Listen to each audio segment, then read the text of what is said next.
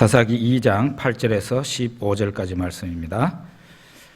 같이 읽어보겠습니다. 여호와의 종 눈의 아들 여호수아가 100세의 죽음에 무리가 그의 기업의 경내 에브라임 산지 가하스산 북쪽 딥나테레스에 장사하였고 그 세대의 사람도 다 그 조상들에게로 돌아갔고 그 후에 일어난 다른 세대는 여호와를 알지 못하며 여호와께서 이스라엘을 위하여 행하신 일도 알지 못하였더라.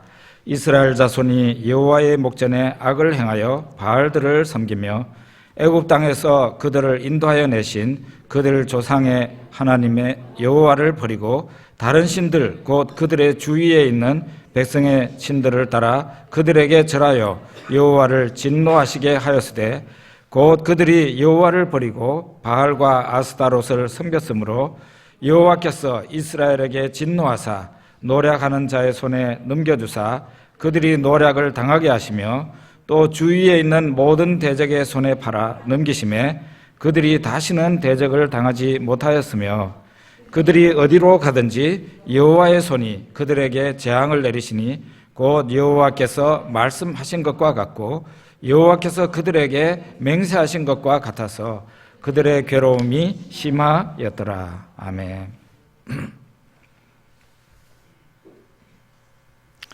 하나님께서 이스라엘 백성들을 세상의 왕과 제사장으로 세워주셨지만은 그 이스라엘 백성들은 하나님을 떠나서 종과 노예같이 되었습니다. 하나님은 그들을 승리자로 세워주셨지만 그들은 하나님을 떠나서 패배자가 되었습니다. 하나님은 그 백성을 영광스럽게 세워주셨지만 그들은 하나님을 떠나서 쓰레기같이 되었습니다. 우리가 아까 읽었던 그 본문 13절에서 15절까지를 보면은 그들이 여호와를 버리고 바알과 아스타롯을 섬겼으므로 라고 얘기하고 있습니다. 그래서 하나님께서는 14절에 여호와께서 이스라엘에게 진노하셨다 그랬고요. 또 모든 대적의 손에 팔아넘겼었다 그랬어요. 그리고 마지막에 그들은 괴로움이 심하였다 하고 15절에 나와 있습니다. 바로 이스라엘 백성들이 가나안 땅을 정복하고 난 뒤에 그 후 얼마 안 되어서 다음 세대가 되었을 때 실패하는 역사를 보여주고 있는 것입니다. 사사기에는 이 사이클이 나옵니다. 하나님 앞에 범죄하고 하나님이 진노하시고 그래서 진노하시니까 하나님께서 백성들에게 고통을 가하시고 이방 민족에게 짓밟힙니다. 그러니까 그들이 너무 괴로워서 하나님 앞에 부르짖습니다. 그러면 하나님께서 그 소리를 들으시고 구원자 사사를 보내어서 그 나라를 회복시켜서 조금 지나면은 또 그들이 죄를 짓고 이런 사이클이 무려 7번이나 계속됩니다. 그래서 350년이 가는 거예요. 이런 식으로 350년 동안 계속 이렇게 순환하는 거죠. 안타까운 역사죠. 왜 이 백성이 영광스러운 하나님의 백성이 오히려 다른 민족을 복음화하고 그들을 하나님께로 돌아오게 하고 세상의 제사장 노릇을 하고 하나님 앞에 영광을 돌리고 축복을 누려야 될 이 이스라엘 백성들이 왜 이렇게 됐을까요? 두 가지 원인이 있습니다. 하나는 그들의 마음속에 하나님의 말씀이 부재했다는 것과 또 하나는 그들이 정복할 때 다 정복하지를 못하고 그 땅에 남겨진 땅이 있었다는 거예요. 이 두 가지 원인이 이스라엘을 결국 실패하게 하는 그런 요인이라고 할 수가 있어요. 먼저 우리가 이스라엘 백성들에게 말씀이 부재했다는 것을 한번 생각을 해보겠습니다. 요즘도 제가 만나는 사람들이나 들리는 사람들의 얘기해 보면은 사람이 능력을 받아야 돼. 하나님의 능력을 체험해야 돼 하면서 능력하는 그런 말을 하면서 그런 쪽으로만 쭉 가는 신앙인들이 있어요. 저한테 묻는다면은 저는 아주 어리석게 봅니다. 그런 사람들을. 저도 예수를 믿을 때 굉장히 큰 하나님의 능력과 은혜를 체험했던 사람입니다. 암을 고침받았던 사람. 그 암도 보통 암이 아니라 뼈암이었는데 고칠 수 없어서 절단 수술을 했고 절단 수술한 그 위에 암이 재발된 정말 대책 없는 무시무시한 암이었어요. 하나님이 저에게 은혜를 주셔서 그 병이 고쳐지는 그런 체험을 한 것이죠. 정말 다른 사람들이 하기 힘든 굉장한 하나님의 능력을 체험하면서 신앙생활을 시작했던 사람입니다. 그런데 제가 신학대학을 4년을 졸업하고 신학부에 들어갔을 때, 그러니까 이런 큰 능력을 체험하고 난 후에 4, 5년 정도 지났을 때 저에게는 어마어마한 시험이 왔습니다. 그것은 뭔가 하면은 그 큰 능력을 체험했던 제가 하나님의 존재도 의심스럽고 예수 그리스도의 구원도 정말인가? 나는 예수님이 나를 구원할 자라고 믿었는데 그 시험을 당할 때쯤에는 그렇지 않더라는 거예요. 내가 혹시나 죽고 난 뒤에 구원의 길이 예수가 아니고 저 불교면 어떻게 하냐, 그런 생각이 든 거죠. 그래서 저는 이런 걸로 깨닫게 된 게 있는데, 체험신앙은 오래가지 못한다, 그런 거예요. 체험신앙, 하나님의 능력을 체험한 사람이라고 해서 그게 오랫동안 울가먹을 수 있는 그런 신앙이 아니라는 것이. 오병이어의 기적이 일어났을 때 그 기적의 현장에서 빵 조각 그리고 그 물고기 조각을 나누어 주었던 그 제자들, 얼마나 흥분하고 얼마나 대단한 감격과 은혜를 체험했겠습니까? 예수님의 능력과 은혜를 정말 눈으로 똑똑히 보면서 굉장한 감동과 뜨거움으로 그들이 체험했을 겁니다. 그런데 그 기적이, 오병이어의 기적이 일어난 그날 밤에 어떻게 되었습니까? 예수님이 바다 위로 걸어서 제자들이 탄 배로 오십니다. 제자들은 그 바다 위를 걸어서 오시는 예수님이 예수님일 거라고는 생각하지 못하고 유령이라고 소리를 질렀습니다. 거기 마가복음에 보면은 마가복음 6장 52절에 한번 화면에 좀 띄워주시죠. 마가복음 6장 52절에 보면은, 같이 한번 읽어봅시다. 이는 그들이 그 떡 떼시던 일을 깨닫지 못하고 도리어 그 마음이 둔하여졌음이라더라. 기적을 체험하고 능력을 체험한 지 하루도 지나지 않아서 그 기적을 보는 신앙은 둔해지고 가물가물해지고 말았습니다. 놀라운 일이죠? 놀라운 일입니다. 그래서 체험신앙이라는 게 별 것 없다는 것을 우리가 알 수가 있어요. 결국은요, 능력, 체험하지만은 하나님의 말씀이 우리 안에 자리 잡고 있지 않으면 그 신앙은 헛방이다는 거예요. 헛방이에요. 내 안에 뭐 이글이글거리는 용광로 같은 뜨거운 신앙이 있다고 자랑합니다. 막 그럴 때가 되면 옆에 있는 사람, 냉랭한 신앙 가지고 있는 사람 보고 막 비웃고 그러죠. 기도도 못한다 그러고 막 그러죠. 자기 혼자 세상의 능력과 은혜를 다 체험한 것처럼 설치고 돌아다니죠. 막 용광로 같이 뜨겁죠.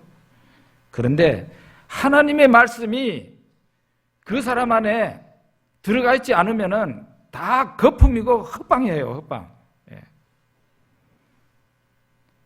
그 신앙은 신속하게 사그러지고 없어져 버리고 맙니다. 다른 종교는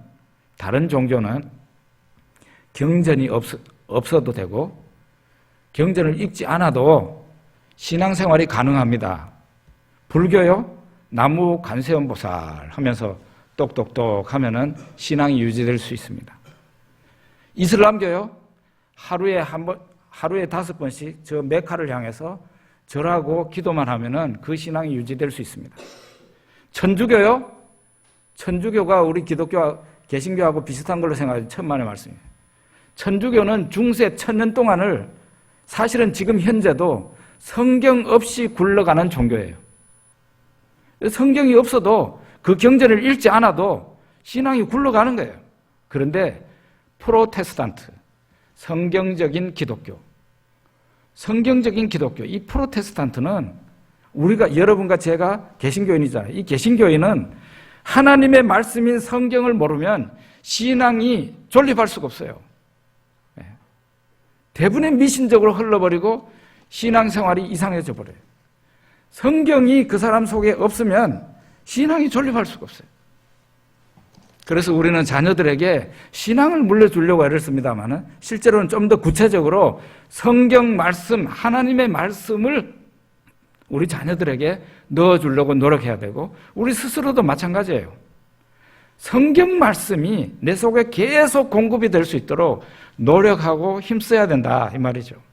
이스라엘이 실패한 요인이 어디 있었습니까? 말씀의 부재예요. 결국은 말씀의 부재.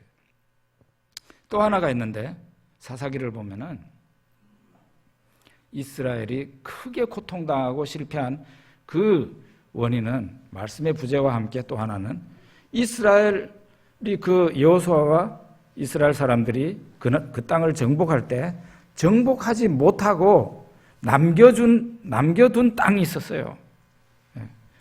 사사기 1장 19절에서 21절을 보면 나오는데요. 여기도 한번 띄워주십시오. 우리 같이 읽어보죠. 여호와께서 유다와 함께 계셨으므로 그가 산지 주민을 쫓아내었으나 골짜기의 주민들은 철병거가 있으므로 그들을 쫓아내지 못하였으며 그들이 모세가 명령한 대로 헤브론을 갈렙에게 주었더니 그가 거기서 안악의 세 아들을 쫓아내었고 또 21절도 있는데요. 베냐민 자손은 예루살렘에 거주하는 여부수 족속을 쫓아내지 못하였으므로 여부수 족속이 베냐민 자손과 함께 오늘까지 예루살렘에 거주하니라. 이렇게 이거는 대표적으로 읽은 것이고 또 다른 데도 많아요. 쫓아내지 못한, 말하자면 정복하지 못한 땅이 많아요. 이것이 결국은 화근이 됩니다. 하나님이 정복하라고 할 때 하나님을 믿고서 정복을 해야 되는데 정복을 그냥 적당하게 하고는 치워버린 겁니다. 어떤 땅은 원주민이 너무 강해가지고 여기 보면 철병거가 있었다 그랬죠. 이스라엘 사람들보다 훨씬 더 무기가 발달해 있었던 거죠. 그 철병거가 있기 때문에 겁을 내가지고 들어가지 못한 거예요. 정복기를 못했어요. 너무 강해서 정복하지 못했습니까? 사실은 정확하게 말하자면 상대가 강해서가 아니라 믿음이 없어서 정복을 못한 겁니다. 훗날 이 정복하지 못한 땅이 결국 이스라엘 백성들에게 큰 고통이 되었습니다. 두 가지가 그 정복하지 못한 땅으로부터 왔어요. 첫째로는 정복하지 못한 땅으로부터 온 게 바알과 우상 숭배입니다. 사람들이요, 이 문화에 굉장히 약합니다. 문화에.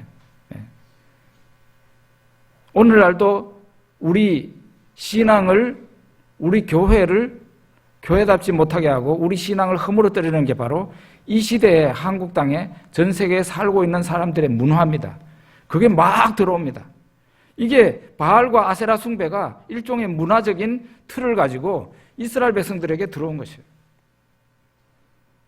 그래서 우상 숭배라는 것이 이방인들에게 있었지만 그 이방인들에게 있는 그 우상 숭배가 이스라엘 안으로 흘러 들어오게 됐습니다.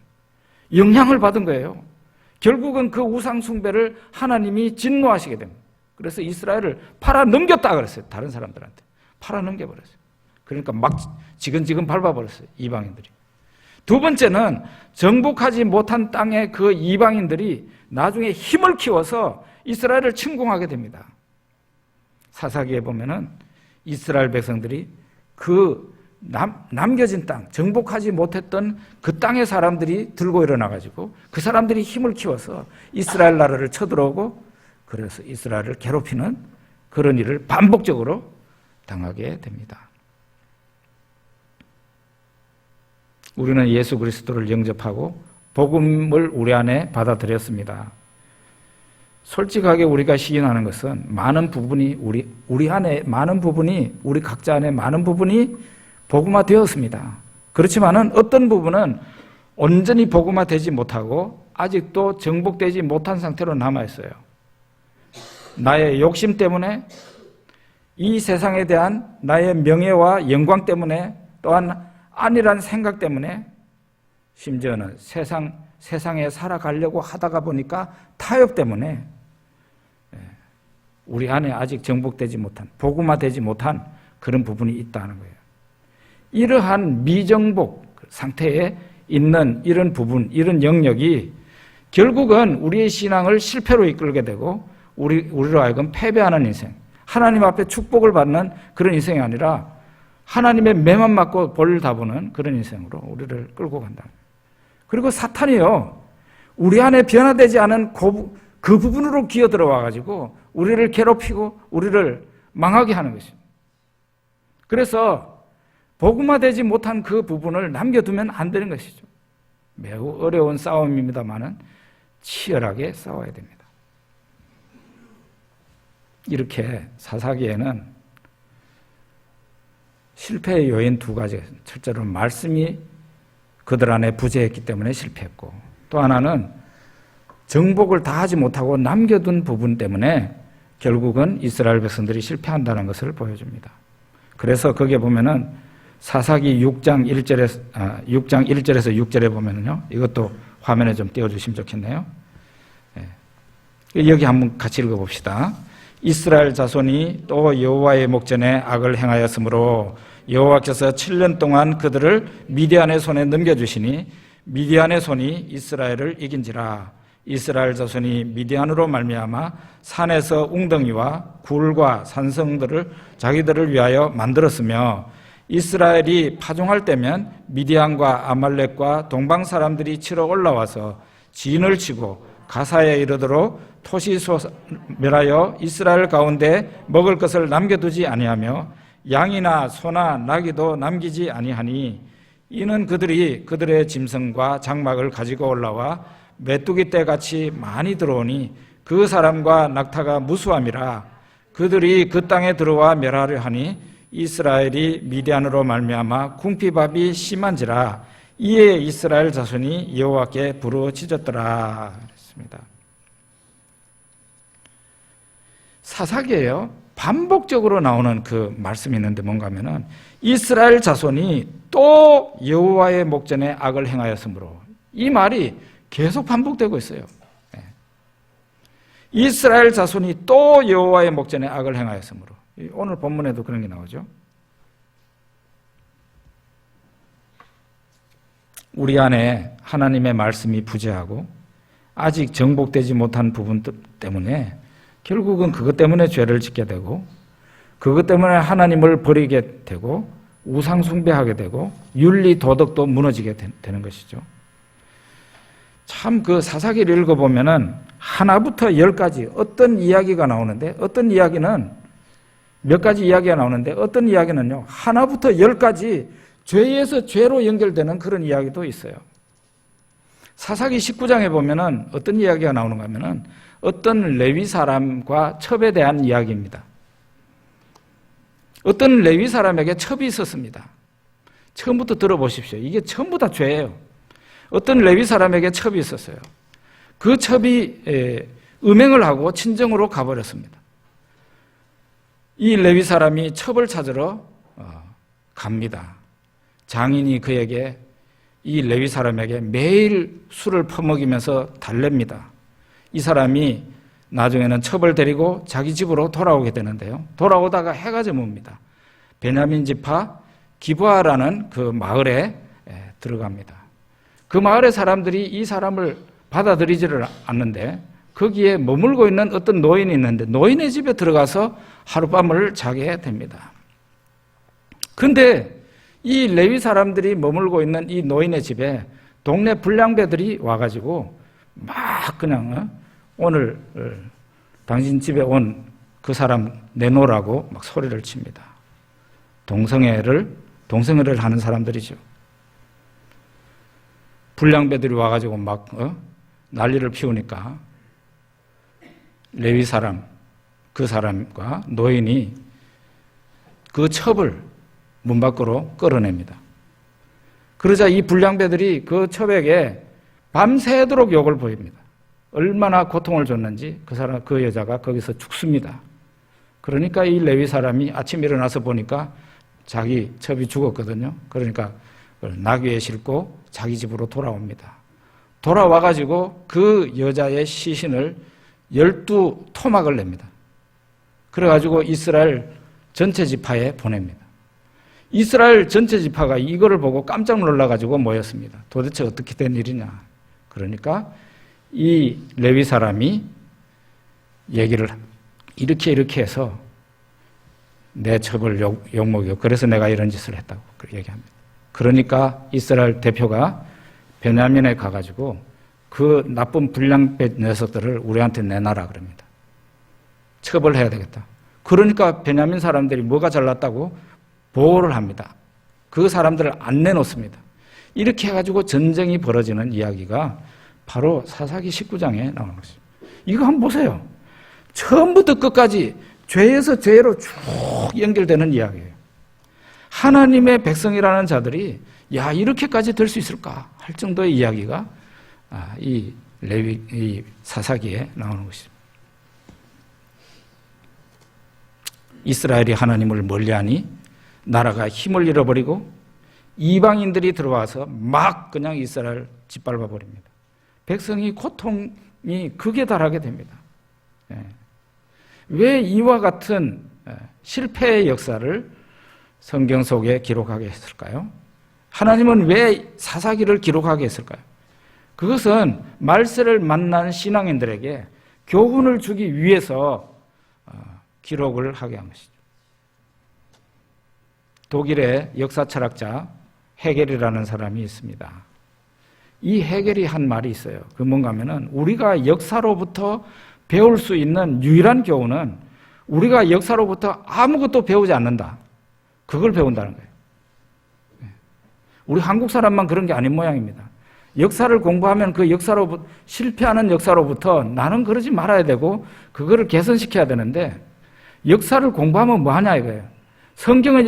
성경을 통해서 실패하는 사람들의 그걸 보고 나는 이렇게 해서는 안 되겠다 결심을 하고 바꿔야 되는데 생활을 바꾸고 신앙을 바꿔야 되는데 성경을 읽기만 읽고 듣기만 하지 아무것도 안 바꾼다는 거예요.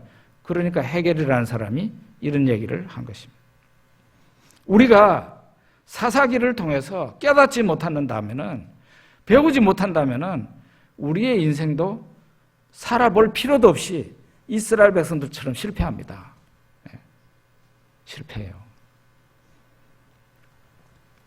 그래서 실패한 결과 다른 사람들에게 계속 짓밟히고 다른 사람들에게 사랑을 베풀고 나눠주고 그런 삶을 살지 못하고 맨날 돈이나 꾸러 다니고 맨날 짓밟히고 영향력이 있는 삶이 아니라 다른 사람에게 영향을 받는 삶을 살고 이러다가 인생이 끝내버리고 말게 되죠. 오늘 우리가 사사기의 메시지 이 부분을 보면서 우리가 오늘부터 좀 달라져야 됩니다. 우리 안에 정복되지 못한 부분에 대해서 하나님의 이름으로 정복해 나가야 됩니다. 변화되지 못한 부분에 대해서 변화시켜 나가야 됩니다. 또 하나는 신앙생활 하는 것으로 만족해서는 안 되고 하나님의 말씀인 성경이 우리 안에 들어와야 돼요. 성경을 안 읽는 사람은 지금 경계선에 있다고 보면 됩니다. 신앙을 잃어버린 것은 아니에요. 지금 교회도 꾸준하게 잘 다니지 않습니까? 그러니까 경계선에는 있어요. 조금만 넘어가면 그 사람은 불신자로 넘어갈 수 있는 그런 경계선에 있는 사람. 성경이 없는 사람은 불신으로 넘어갈 가능성이 아주 농후한 것입니다. 이렇게 되니 고통을 당하다가 이스라엘 백성들이 하나님 앞에 부르짖습니다. 하나님께서 부르짖는 그 백성들의 소리를 들으시죠. 우리가 죄는 많이 저질렀다 할지라도 하나님 앞에 나와서 회개하고 하나님 앞에 눈물을 흘리고 하나님 내 죄를 용서해 주십시오. 그리고 나를 이 고통 가운데서 건져내 주십시오 하면서 부르짖으면 하나님은 반드시 또 그런 사람들에게 그런 우리들에게 은혜를 베푸셔서 우리를 그 지경 가운데서 건져내 주십니다. 죄를 많이 지었는데도 죄를 회개하면 용서해 주시고 우리를 아주 어려운 가운데 있는 우리를 건져내 주세요. 이 사사기에도 그렇게 해서 일으킨 사사들이 많이 있습니다.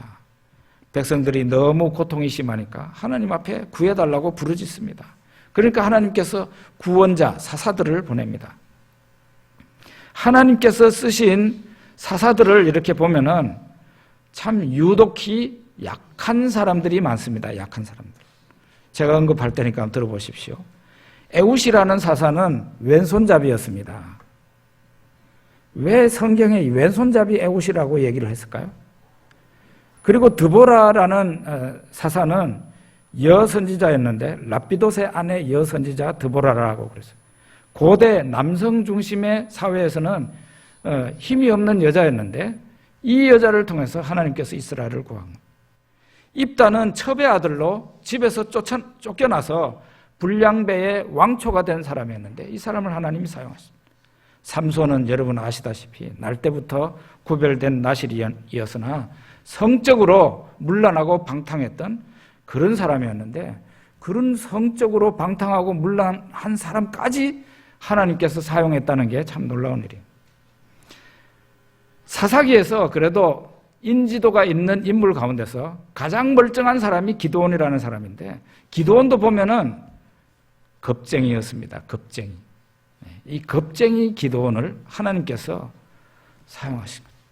하나님이 약한 자를 들어서 강한 자를 부끄럽게 하시고 약한 자를 들어서 하나님의 위대하심을 드러내신 거예요. 이렇게 되니까 모든 사람이 그 사람을 바라보는 게 아니라 하나님을 바라보게 되죠. 하나님을 바라보게 되죠. 실력 있는 사람, 공부 많이 한 사람, 돈 많이 가진 사람이 하나님 일을 하면은 사람들이 뭐라 그럽니까? 저 사람 실력 있으니까, 가진 것 많으니까, 저 사람은 적어도 사회에 영향력 있는 인물이니까 저렇다. 그래가지고 결국 어떻게 돼요? 하나님이 받으실 영광은 없는 거예요. 그런데 지지율도 못난 사람, 약한 사람, 배우지 못한 사람, 돈 가진 것도 없는 사람, 세상에 아무것도 없는 사람을 하나님께서 들어서 사용을 하시면 사람들이 어떻게 보겠어요? 하나님이 이 일을 하셨다. 그렇게 하죠. 그래서 하나님은 그런 칭송과 찬송, 영광을 받으시기를 원하시는 거죠. 하나님은 이렇게 해서 못난 사람들을 즐겨 사용하십니다. 예수님의 제자들 보십시오. 거기 어디 특별한 사람들이 있나요? 진짜 우리가 이웃에서 만날 수 있는 평범한 사람들이에요. 그 평범한 사람들을 우리 예수님께서 제자로 삼으셔서 그들을 훈련시키셨고 이 세상을 그들에게 맡겨주셨고 그들이 영향력을 발휘해서 하나님 일을 하고 그렇게 했지 않습니까? 하나님의 위대하심을 보여줄 사람을 찾고 계십니다. 하나님은 무엇이든지 다 가능하다는 것을 사람들에게 알려주기를 원하세요. 이 시대에도 하나님의 살아계심을 증거하는 그런 사람들을 찾기를 원하시는데 많이 공부한 사람도 아니고 물질을 많이 가진 사람도 아니고 사회적으로 인지도가 있는 그런 사람이 아니라 오직 하나님 앞에 쓰임받기를 원하고 하나님만을 전폭적으로 의지하는 그런 사람을 찾고 계시는 것이죠.